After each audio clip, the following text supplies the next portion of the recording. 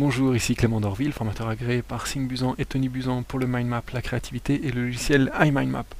Dans ce petit tutoriel, je voudrais vous montrer de façon très succincte comment prendre en main assez facilement le logiciel dans sa version 6. Vous apprendrez à dessiner des mindmaps, à écrire sur les branches, à utiliser les touches de mindmap rapide, à insérer des images, des notes et enfin à personnaliser vos mindmaps. Page de démarrage, on se dirige vers Nouvelle mindmap, le traducteur du logiciel considérant mindmap comme un nom féminin. On arrive sur une page présentant différentes idées centrales, alors choisissez celle qui vous convient parmi les différentes pages et les différentes icônes. En cliquant sur l'image centrale, je peux à tout moment renommer le mindmap. On appuie sur Entrée. En passant le curseur sur l'image centrale, une petite cible apparaît, c'est la cible de contrôle qui permet de dessiner les branches du mindmap. Cliquez sur le point rouge, puis maintenez le bouton de la souris enfoncé. Faites sortir la branche du mindmap, positionnez-la où vous voulez, puis relâchez le bouton de la souris.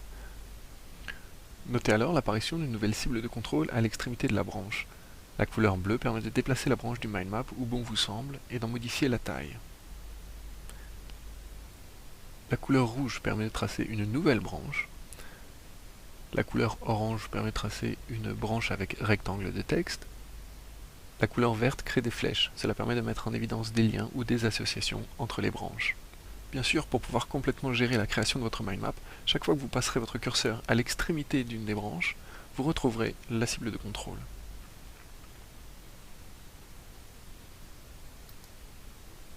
Au centre, on retrouve une cible de contrôle tout à fait similaire, sans la partie bleue, inutile pour l'image centrale. Pour écrire sur les branches de votre mindmap, soit vous tapez directement le texte qui vous intéresse lorsque la branche est sélectionnée, c'est-à-dire qu'il y a des petits points bleus.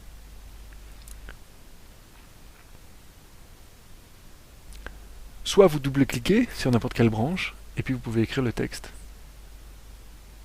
Bien, vous savez maintenant tracer des branches et écrire dessus. Mais dans certaines circonstances, il est possible que vous ayez besoin de faire des mindmaps rapidement, lors d'une prise de notes en temps réel par exemple. Il suffit alors de connaître les quelques touches de la fonction mindmap rapide. Ici, je n'utilise pas la souris, uniquement les touches tabulation, entrée et les flèches de direction du clavier. Mes repères sont les points de sélection, les points bleus. Les flèches de direction du clavier permettent de se déplacer dans le mindmap sans avoir à toucher la souris. La touche tabulation crée une branche de niveau inférieur à la branche sélectionnée, c'est-à-dire une branche qui va se mettre à la suite de la première branche. La touche entrée crée une nouvelle branche mais de même niveau que la branche sélectionnée. Elle va donc se placer en dessous ou au-dessus de la branche sélectionnée. L'utilisation des touches de la fonction rapide n'interdit pas l'intervention de la souris pour redimensionner ou repositionner une branche et modifier le mindmap. Les bons mindmaps, d'ailleurs, ne sont pas tout en mots. Ils contiennent aussi des images ou des icônes. Nous allons voir ici, avec cette branche, comment les insérer et comment adjoindre au mindmap des notes ou des liens. Cette section sera plus détaillée dans les futurs tutoriels. Voyons par exemple comment insérer des images depuis les fichiers de votre ordinateur.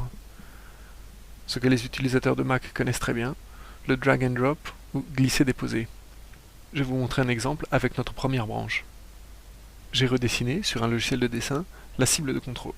Je n'ai plus qu'à la glisser sur la branche qui m'intéresse. Je peux ensuite la redimensionner ou la déplacer, elle est de toute façon liée à la branche à laquelle je l'ai attachée. Pour se souvenir de l'exemple, je vais créer un lien entre ces deux branches.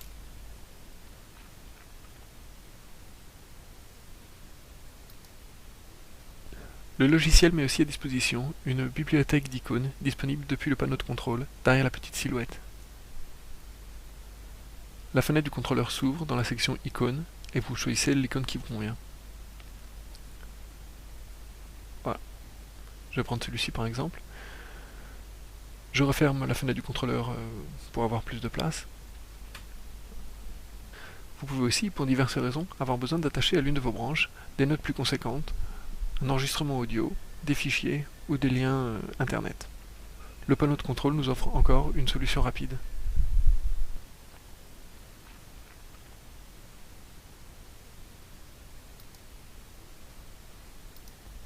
Remarquez maintenant qu'une petite icône apparaît sur la branche à laquelle vous avez attaché une note. Cette icône serait différente si vous aviez attaché un fichier, un lien internet ou un enregistrement audio. Nous y reviendrons dans d'autres tutoriels. Pour faire réapparaître la note, il me suffit de cliquer sur la petite icône sur la branche. Au passage, pour naviguer dans votre mind map, vous pouvez aussi utiliser en bas à droite la commande de zoom. Vous pourrez travailler avec plus d'aisance sur l'aspect général du mind map ou au contraire sur un point particulier. Enfin, notre dernière branche concernera les façons de personnaliser le mind map et de travailler sur l'aspect visuel. Pour commencer, je vais en haut à gauche dans la section dessin du panneau de contrôle et je sélectionne main levée. Cela va me permettre de tracer la branche comme bon me semble. Pour dessiner une branche à main levée, même principe que d'habitude, on clique dans le rouge, mais cette fois-ci, la branche va suivre exactement le parcours de mon curseur. Toutes les fonctions habituelles sont présentes, mais cela me permet de faire des mind maps plus dynamiques et plus créatifs.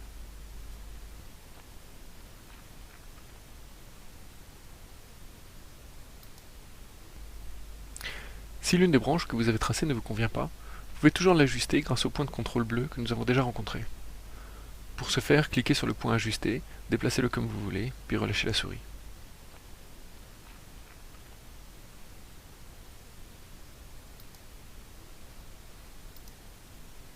Vous pouvez aussi supprimer un point en appuyant sur la touche majuscule et en cliquant sur le point désirable.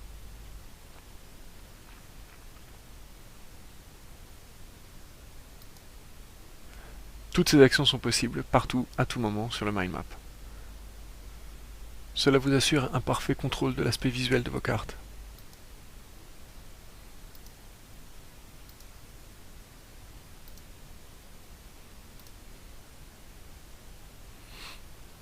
Un autre bon moyen de personnaliser vos mind maps est d'utiliser le panneau de contrôle. Il apparaît lorsqu'une branche est sélectionnée et que vous passez votre curseur sur la branche. Nous avons déjà vu ces fonctions d'insertion, mais il permet aussi, par exemple, de transformer une branche normale en branche avec rectangle de texte, et vice-versa. Il permet de changer la couleur des branches ou du texte, et permet de changer la caste et la fonte. Illustrons cela en revenant sur notre exemple de la cible de contrôle des branches.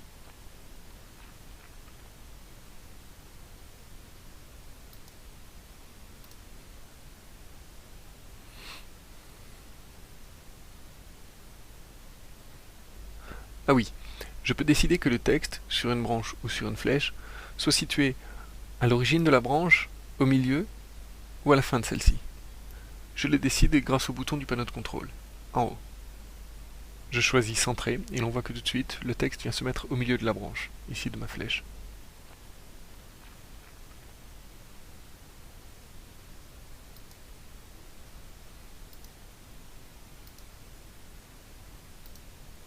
Pour ce qui concerne la branche bleue, vous vous souvenez des manipulations que nous avons faites jusqu'à présent. J'ai donc préparé en avance un petit dessin concernant le déplacement des branches. Je vais le glisser-déposer. Je peux faire de même sur toutes les branches pour lesquelles j'ai trouvé une image. Je vous passe la manipulation, vous avez compris, glisser-déposer, et puis on réajuste. Ici, je voudrais attirer votre attention sur le fait que depuis le début de ce tutoriel, je suis très régulièrement revenu sur certaines branches pour en modifier l'aspect ou la forme. C'est en effet une des caractéristiques du mind map. Il permet à tout moment de rajouter des informations, de les modifier, de les enrichir. Il fonctionne par esprit d'escalier ou d'association, exactement comme la pensée. Par exemple, iMindMap offre la possibilité de faire des dessins. Je peux donc le rajouter ici, après Images, dans la branche Insérée. Je ne m'attarde pas sur cette fonctionnalité, nous y reviendrons dans un prochain tutoriel. Je voulais simplement attirer votre attention sur la simplicité avec laquelle on ajoute des branches.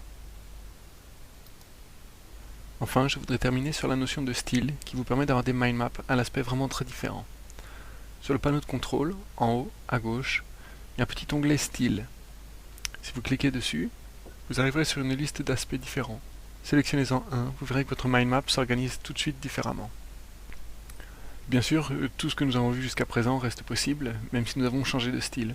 Vous pouvez donc modifier des branches, changer les couleurs, dessiner à main levée, rajouter des informations. Voilà, j'espère que ce petit tutoriel vous aura permis de faire vos premiers pas avec iMindMap dans sa version 6. Nous reviendrons par la suite dans d'autres tutoriels sur des fonctions plus précises et nous examinerons toutes les possibilités qu'offre le logiciel. C'était Clément d'Orville, bon mindmap et à bientôt!